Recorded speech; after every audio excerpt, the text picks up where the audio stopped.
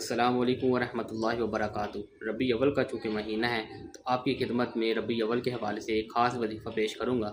اگر کوئی بھی شخص یہ وظیفہ کر لیتا ہے تو اللہ تعالیٰ اس کا دامن خوشیوں سے بھر دے گا، یعنی جو شخص یہ کر لیتا ہے تو انشاءاللہ اگر اللہ نے چاہا تو وہ پورا سال خوش رہے گا۔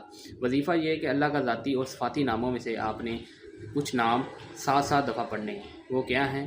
سب سے پہلے آپ نے بسم اللہ پڑھنی ہے 7 دفعہ۔ اس کے بعد پڑھنا ہے آپ نے یا اللہ، اللہ کا ذاتی نام 7 دفعہ۔ اس کے بعد آپ نے پڑھنا ہے یا غفار 7 دفعہ، یا رحیم 7 دفعہ، یا رحمان 7 مرتبہ۔